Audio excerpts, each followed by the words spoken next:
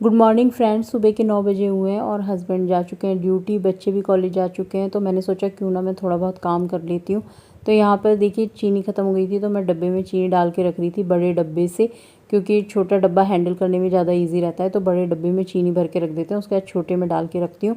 तो यहाँ पर मसाले वगैरह भी कुछ ख़त्म हो गए थे, तो मैंने सोचा इनको भी साफ़ कर देती हूँ। मसाले की जो ये कटोरियाँ थी मसालदानी की, इनको साफ़ किया पहले मैंने, फिर उसके बाद इनके अंदर मैंने मसाले वगैरह भर दिए थे जो आधे आधे खाली हो गए थे, और बाहर से इनको पोंछ दिया था कपड़े से। तो यहाँ पर सारे मसाले डाल दूँगी। धनिया पाउडर है, गरम मसाला, लाल मिर्च, सारे ही मसाले जो थे वो थोड़े थोड़े ख़त्म हो गए थे, तो सारे भर के रख दिए, जिससे कि खाना बनाते समय आसानी रहे और आसानी से सारे मसाले वगैरह जो हैं वो मुझे मिल जाए और डब्बों से ना निकालने पड़ें, क्योंकि खाना बनाते समय आटे के हाथ वगैरह होते हैं, तो फिर जो डब्बे होते हैं वो गंदे हो जाते हैं। तो इसीलिए मैंने सोचा कि आज ये सारा काम निपटा लेती हूँ। और डब्बों में भी जो मसाले वगैरह ख़त्म हो रहे थे वो सारे डाल के रख दिए थे। जीरा वगैरह था, जैसे मेथी दाना हो गया, ये सब थोड़े कम हो रहे थे, तो मैंने सोचा डाल के रख देती हूँ, अभी फ्री टाइम भी है और उसके बाद फिर कोई और काम करने लग जाऊँगी तो ध्यान नहीं रहेगा। तो इसीलिए मैंने सोचा ये वाला काम सबसे पहले ख़त्म कर लेती हूँ। और जो साबुत धनिया होता है उसको भी मैंने रोस्ट करके पीस के मिक्सी में और फिर डब्बे में डाल के रख दिया था। और इसी तरीके से मैंने साबुत गरम मसाला लेके आती हूँ, उसको भी मैंने रोस्ट करके पीस के रख दिया था। मैंने दिखाया था कुछ दिन पहले, मैं सामान वगैरह लेके आई थी, तो आज मैंने सोचा ये सब कर लेती हूँ।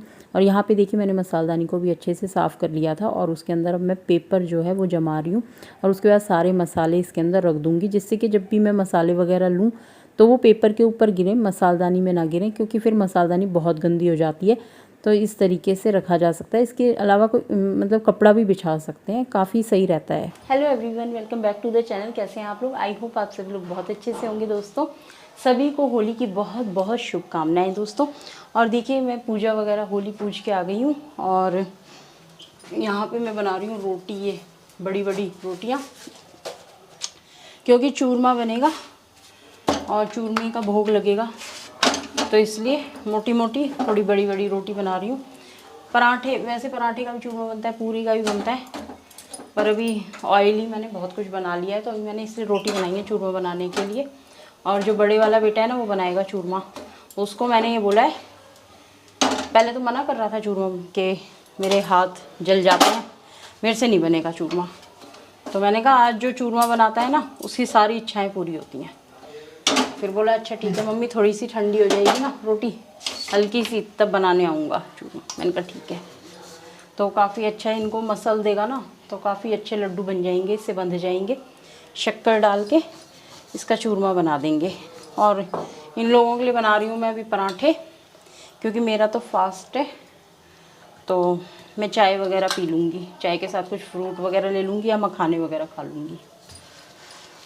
और आज दोस्तों काफ़ी गर्मी है, वैसे थोड़ा मौसम वो हो रहा है पर गर्मी है।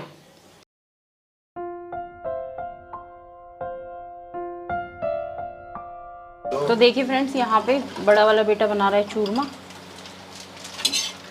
और जो रोटियाँ हैं ना, रोटियों को बिल्कुल बारीक इनको करना है, बिल्कुल बारीक, तो ये हाथ से भी हो जाएंगी। और कई लोग तो मिक्सी वगैरह का भी इस्तेमाल करते हैं। हाँ, पर जो हाथ में थोड़ा सा उसमें ज़्यादा पिस जाता है ना, तो इतना टेस्ट नहीं आता। वो वाला अच्छा लगता है जो फ्राई करके बनता है, वो मिक्सी में पीसो ना, वो बढ़िया। हाँ, फ्राई करके जो बनता है, एक बार बनाऊंगी, उसको भी ट्राई करेंगे। तो जी देखिए यहाँ पर रोटी को बिल्कुल महीन कर दिया, बिल्कुल बारीक, हाथों से बिल्कुल बारीक कर दिया था बेटे ने। और इसमें अब डाला है घी, और घी भी काफ़ी सारा लगता है इसके अंदर। तो रोटी को घी में अच्छे से मिक्स कर देंगे और उसके बाद इसके अंदर डालेंगे शक्कर। शक्कर भी अच्छी खासी डलती है इसके अंदर, क्योंकि मीठा भी अच्छा होना चाहिए। तो शक्कर डालने के बाद रोटियों को शक्कर के साथ अच्छे से मिक्स करेंगे, जिससे कि सारी जो रोटियाँ उसमें शक्कर का जो स्वाद है वो आ जाए। और उसके बाद फिर से अब इसके अंदर डालेंगे, फिर से घी जाएगा इसके अंदर, क्योंकि घी इसके अंदर खूब सारा डलता है, तभी जो है चूरमे का स्वाद आता है। और चूरमा जो है गांव में लोग खाना बहुत पसंद करते हैं, तो हम लोग भी गांव से रिलेटेड है, हमें भी चूरमा बहुत पसंद है और बच्चों को भी बहुत पसंद है। तो यहाँ पर देखिए इसने लड्डू बना दिए हैं। और हमारे यहाँ होली और दिवाली पे हनुमान जी का भोग लगता है चूरमे का, तो हमारा होली का प्रसाद बन के तैयार हो गया है। अब ये मंदिर में जाएगा, भगवान जी का भोग लगाएगा, उसके बाद हम लोग नाश्ता, मतलब कि बच्चे नाश्ता वगैरह कर लेंगे और इसके पापा क्योंकि मेरा तो व्रत है, तो मैं व्रत का ही कुछ लूँगी, फ्रूट वगैरह ले लूँगी और चाय पी लूँगी। और इसी वीडियो में आगे मैंने जो होली पूजने गई थी मैं, वो क्लिप ऐड कर दी है दोस्तों। तो जी लड्डू बन के तैयार हो चुके हैं और यहाँ पे देखिए मैं होली पूजने आई थी खाना बनाने से पहले। तो यहाँ पे मैं होली पूज रही हूँ और दोनों बच्चे मेरे साथ ही आ गए थे क्योंकि आज इनकी छुट्टी थी और सामान भी काफ़ी ज़्यादा था हमारे हाथ में। तो इसलिए बच्चे बोले चलिए मम्मी हम चलते हैं आपके साथ में, सामान हम पकड़ लेंगे।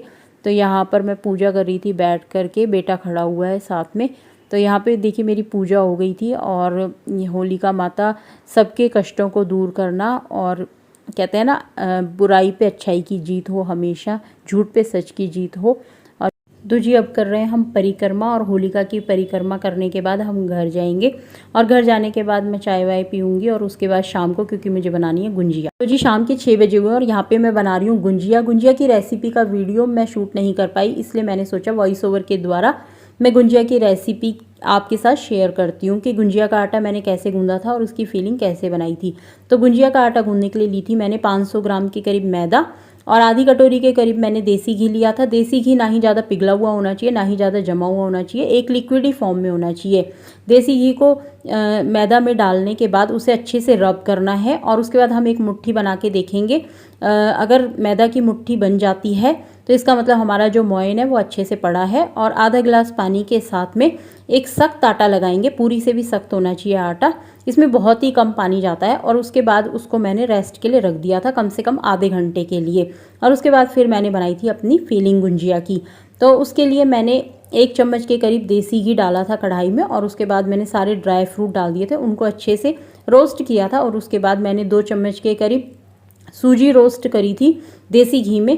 जब वो हल्की भूरी हो गई थी उसके बाद फिर मैंने डाला था डेसिकेटेड नारियल को भी अच्छे से उसमें भून लिया था कढ़ाई में। और उसके बाद फिर मैंने भूना था उसके अंदर मावे को भी अच्छे से भूनने के बाद में इन सब चीज़ों, जब ये सारी चीज़ें ठंडी हो गई थी उसके बाद मैंने इसके अंदर बूरा डाल दी थी अंदाजे से और इन सबको मिक्स कर दिया था। और उसके बाद मैंने एक लोई ली आटे में से और उसको पूरी की तरह बेल लिया था। वो ना ज़्यादा मोटी होनी चाहिए पूरी और ना ही ज़्यादा पतली होनी चाहिए, नहीं तो आप ज़्यादा पतली होगी तो आपकी गुंजिया फट जाएगी और ज़्यादा मोटी होगी तो टेस्ट नहीं आएगा खाने में। तो उसको लेने के बाद सांचे पे रख के मैंने उसके अंदर फीलिंग भरी और साइड में लगाया था पानी उंगली से और उसके बाद उसको बंद कर दिया था। और बंद करने के बाद जब वो गुंजिया निकाली उसके बाद भी उसको प्रेस करना है थोड़ा सा, जिससे कि गुंजिया तेल में जाने के बाद फटे ना। उसके बाद तेल को खूब तेज़ गरम कर लेना है और अपनी जब गुंजिया डाल देंगे, गुंजिया जब काफ़ी सारी इकट्ठी डालते हैं ना तो वो टेम्परेचर अपने आप अपने अकॉर्डिंग कर लेती है गुंजिया। तो उसको धीमी आंच पे फिर मंदी आंच पे पकाना है। तो काफ़ी टेस्टी गुंजिया बन के तैयार हुई थी। इसी के साथ मैं इस व्लॉग का यहीं एंड करती हूँ। तो वीडियो पसंद आई तो लाइक करना, शेयर करना।